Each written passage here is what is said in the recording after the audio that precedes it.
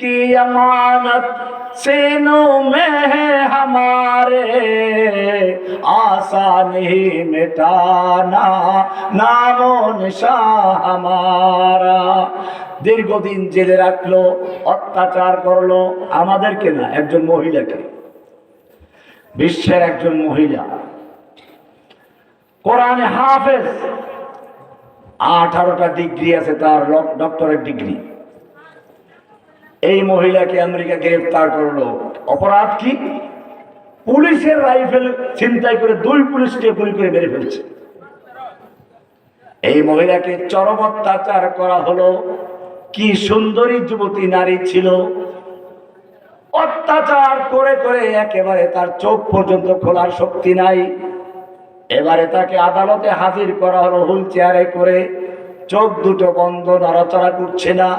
কিন্তু ঠিকই সে আইনজীবীকে বলল, হিজাব দাও, হিজাব দাও। কি শক্তি! ওরে কেন তাহলে আদালতে উঠাচ্ছে যার কোনো শক্তি নেই, নড়াচড়া করতে পারে না? এই লোকের এখনো বিচার কেন করা হচ্ছে? এখন আমেরিকার জেলে আছে ডক্টর আফিয়া সিদ্দিকা হাফিজাহুল্লাহ তাআলা ওয়া রাআহ। হিজাব দাও, হিজাব। আমেরিকার গোয়েন্দারা বিশ্বাস করে তারা মন্তব্য করেছে, আমরা দীর্ঘদিন পর্যন্ত অত্যাচার করে তার দেহকে নিস্তেজ করেছি, তার জীবন যৌবনকে বৃদ্ধ করে ফেলেছি, কিন্তু আমরা তার ঈমানকে এক চুল পরিমাণ নড়াতে পারি নাই। বাংলাদেশেও তার ব্যতিক্রম হয় নাই। বহু ওলামায়ে কেরামদেরকে বিগত সরকার জেলে বন্দি রেখেছিল, কাউকে দমাতে পেরেছে? সাইদি সাহেবকে গ্রেফতার করে মেরে ফেললো, দীর্ঘদিন পর্যন্ত জেলে রাখলো, দমাতে পেরেছে? শেষ পর্যন্ত মারা যাওয়ার পরে জানাজা ঢাকায় হতে দেয় নাই। কেন দেয় নাই আপনারা জানেন না? সরকারের গোয়েন্দা রিপোর্ট ছিল, জীবিত সাইদির চেয়ে মরা সাইদি লক্ষ কোটি গুণ শক্তি নিয়ে ঢাকায় যদি বের হতে পারে, তার জানাজার নামাজ থেকে ওই সরকারের পতনের ঘন্টা বেজে যেত। সেই জন্য মরা সাইদিকে ভয় পেয়েছে জীবন্ত সাইদের চেয়ে বেশি। জসিমউদ্দিন রহমানীকে আটকে রাখা হলো, দীর্ঘ 11 বছর 16 দিন আটকে রাখা হলো। যেই সকল মামলা, সব মামলার যে সাজা আছে তার চেয়ে বেশি দিন জেলে থাকা হয়ে গেছে। কেমনে আটকে রাখবে? জামিন দিল, বাধ্য। গেট থেকে আবার নিয়ে গেল, গুম করে প্রচার করতে লাগলো সে বের হয়ে গেছে, খুঁজে পাওয়া যাচ্ছে না। আর কিছু পত্রিকা আছে, আপনারা জানেন বিগত সরকারের সময় যেই পত্রিকাগুলো সবচেয়ে বেশি সরকারের দালালি করেছে, যাদের মাধ্যমে দেশের কণ্ঠগুলো সব বন্ধ হয়েছিল, কিছু সোশ্যাল মিডিয়ায় কাজ যারা করে তারা এই দেশে আন্দোলনকে চাঙ্গা করে রেখেছিল। আমার বলতে দ্বিধা নেই, পিনাকি ভট্টাচার্য নামে একজন হিন্দু লেখক, হিন্দু ব্লগার, আমাকে যখন জেলখানায় বসে জিজ্ঞেস করত আমরা কোন হুজুরের লেকচার শুনবো, আমি পরিষ্কার বলতাম তোমরা পিনাকি ভট্টাচার্য হুজুরের লেকচার শোনো। কারণ কি? আপনারা তার লেকচার করে শুনে দেখেন। ইলিয়াস হোসেন নামে আরেকজন সাংবাদিক, তাদের লেকচার শুনো। যাদের দুঃসাহসিক অবদানের কারণে এই সরকার ক্ষমতায় আসলো, যাদের কারণে এদেশে আন্দোলন হলো, তাদের আজ কোনো ভূমিকা নেই। আর যারা আওয়ামী লীগ সরকারের সময় সরকারের দালালি করেছে, তাদের পক্ষে গুণগান করেছে, তাদেরকে দিয়ে এখন সরকার গঠন করা হচ্ছে, তাদের পরামর্শে দেশ চালানো হচ্ছে। এই জন্য মনে রাখতে হবে, আমি সরকারকে স্পষ্ট বলতে চাই, আমাদেরকে জেলে ঢুকানোর ভয় দেখায় লাভ নাই। জেল তো আমরা দেখিয়ে এসেছি। कत्ल करना है तो कर ले आशिक़ दिलदार को, हम शिकायत जा करेंगे कातिबे तकदीर को, इस गर्ज से जो मक्तल में गया वो सुबह शाम सलामत रहती है, ये जान तो आनी जानी है, इस जान की कोई परवाह नहीं। জানের কোনো পরোয়া নেই। সুতরাং এখনো সময় আছে এই দালাল সাংবাদিকদেরকে গ্রেফতার করে তার জায়গায় যেই সাংবাদিকরা এই আন্দোলনে নেতৃত্ব দিয়েছে, যাদের কথায় জাগরণ তৈরি হয়েছে, সেই সাংবাদিকদেরকে দেশে এনে তাদেরকে যথাযথ মূল্যায়ন করে তাদেরকে যথাযথ জায়গায় বসিয়ে এই দেশ পরিচালনার দায়িত্ব দেওয়া হোক। ইনশাআল্লাহ এদেশের কোনো ইঁদুর বাদর কোনো স্কোয়াডের সাহস হবে না এদেশের দিকে আঙুল তাক করা। আমি আমার ভাইদেরকে বলবো, দীর্ঘ লেকচার আমি দেব না, এখন অল্প সময় শেষ করে দিচ্ছি। আমাদের কর্মসূচি হলো এই বাংলাদেশের ভিতরে যেরকম একটা জাগরণ হয়ে গেল, এটা আমাদের শিক্ষা দিয়েছে, আমাদেরকে চোখে আঙ্গুল দিয়ে দেখিয়ে দিয়েছে কিভাবে একটা বিপ্লব তৈরি করতে হয়।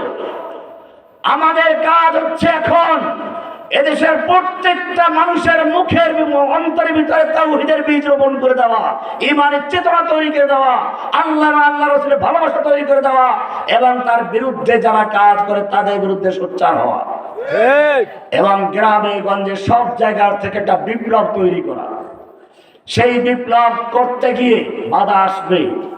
কবি ইকবাল বলেছেন, ফির তুঝে একবার করনি है जहां की राहबरी, उठ खुदा के नाम लेकर फिर आलम बरदारे बन।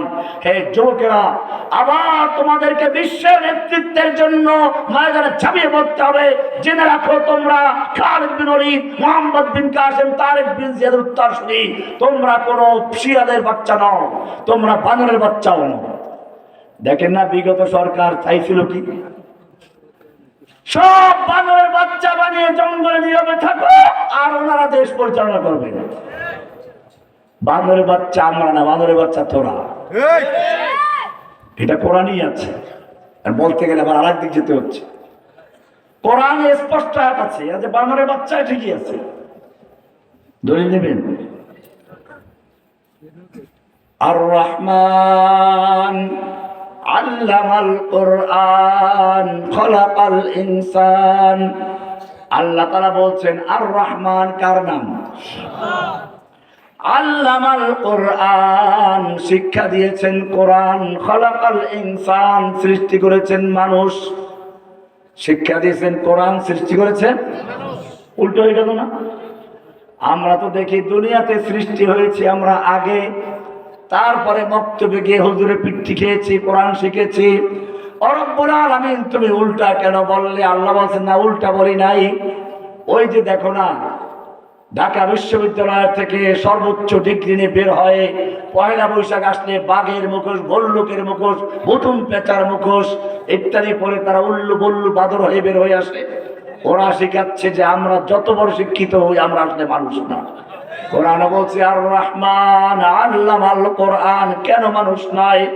যদিও তুমি সৃষ্টি হয়েছো আগে, কিন্তু যদি তুমি কোরআন শিক্ষা না করো, কোরআনের আলো তোমার জ্ঞানের সামনে না জ্বলে, অতক্ষণ পর্যন্ত তুমি যত শিক্ষিত হও, যত বড় ডিগ্রিধারী হও, তুমি উল্লু হতে পারে, ভল্লু হতে পারো, বাঘ ভল্লুক হতে পারো, ভুতুম পেঁচা হতে পারো, তুমি মানুষ নও।